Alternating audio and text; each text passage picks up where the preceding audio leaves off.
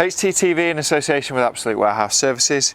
Steve, talk to us about your background growing up, what it was like in Benin before you moved to France. So I was born in Benin.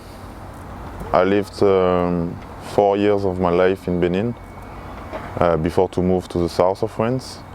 I used to have quite a good life, in Benin, because my grandmother owned an hotel in Benin, so a very nice hotel with a swimming pool and stuff. So I had quite a very good life when I was there before to move in France. And obviously in France it was a little bit different. I wasn't living in a nice area, and yeah, things was a little bit different. But I used to go every time in Benin and to see my family, to keep the culture, to keep all my background, all my roots. And my parents were very focused on that because they wanted us to have both culture in our life. Why did you move? Why did your parents decide to take the family to France? Why did you move to France? It was for us to have a better future, and I think they made a good choice. And then, like you said, you kept going back to Benin. What was it about the culture that you wanted to learn, that you liked to learn? Just simple things, the food, the moment in family, and but I start to learn more about the culture now I'm grown, because I start to read some stuff about what happened in the Benin history, and I even did something for some kids in Huddersfield.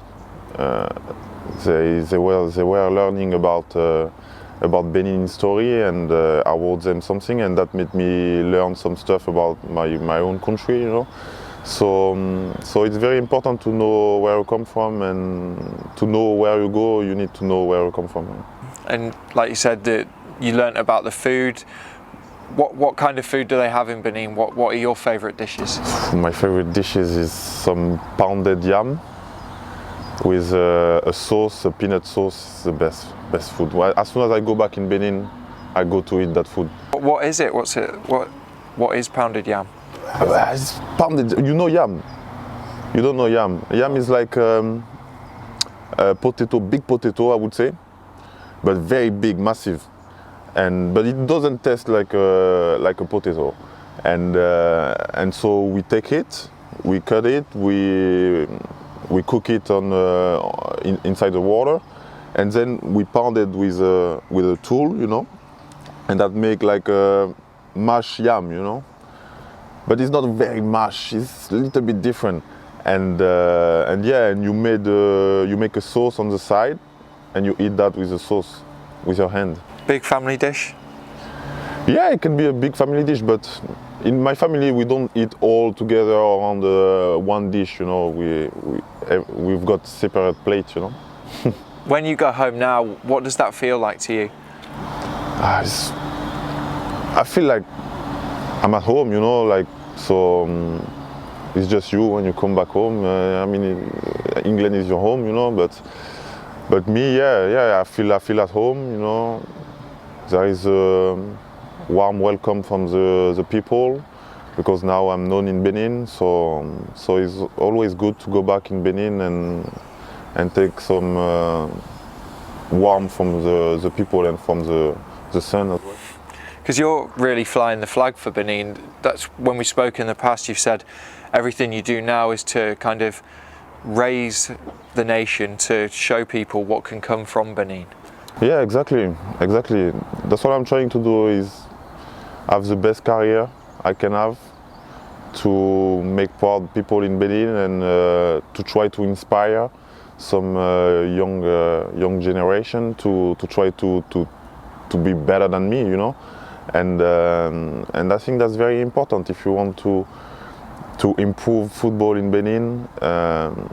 You need to have good players outside of Benin who can talk about the country and make people know about the country. And we did it at the African Cup of Nations. Winning that game against Morocco was something unbelievable, and it made us known everywhere. It revealed Benin in the world, I remember the president of the Republic of Benin told us that after that game, some president from other country all over the world called him and said, yeah, your football team is good. So it made us known, you know. And for you, that must make you really proud that you've played a massive part in the history of the country. Yeah. But it's still the beginning. There is more to come, you know, because I feel we've got a very strong team, and this generation can do something very good, and we have to try to push ourselves to be the best we can be. In terms of sport in Benin, has football always been the main sport? And you could see how everyone was rallied together with how well you did at the African Cup of Nations, but was football always the main one? Political wise, you know, football is always the main sport because, you know, 1 billion people watch football at the World Cup. So it's like a universal sport. So obviously, as a small country like Benin, when you try to create something in sport, you will put your effort on football because this is the main sport. But not only in Benin, everywhere I think.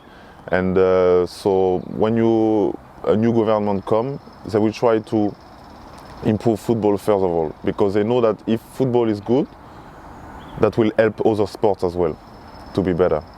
And after the African Cup of Nations, what was it like to go back home to Benin to see the president? What was that like for you? It was amazing, and not only to see the president, but to see the people of Benin. They waited us at the airport. All the city was waiting for us, and it was an unbelievable feeling, amazing feeling. And I think I hope I will live that again. But it can maybe be something you live only once in life, you know. For you, when you were growing up in Benin or when you'd moved to France, were there any idols or role models that you took that you wanted to be like, this is where I want my career to be? Football models. Yeah. There is not a really Benin football player I could say, I want to be like him. But when you don't have any Beninese idol, you try to find an African idol, you know. And my African idol was Didier Drogba. So our story can be a little bit similar, you know. There is some similitude in our stories, so that's why I was liking the story of Didier Drogba, and I wanted to achieve some great things like him. Yeah. Obviously, you've played football in France, in England, Benin, worldwide. How does football help to bring everyone together and unite different communities together? Football is simple, it's a universal sport. Like I said, 1 billion of people watch football all over the world. People travel, even me, I'm not from England, I'm here in England playing football with English player and foreign player from everywhere. So football is a sport for everyone. And when we play, when we are on the pitch all together, we are as a team and all together against the opponent team. So of course football brings people together because everyone loves football, everyone likes to win games, and when you have a team, no matter which origin people come from, you just enjoy to play with them and learn from them. Because Huddersfield's, like you'll know, being here a number of years, quite a multicultural area. The Huddersfield Town Foundation, the club's official charity, does a lot of work to bring different communities together. How important is that the charity has such a big impact in our community? Yeah, that's something very good, you know, to make.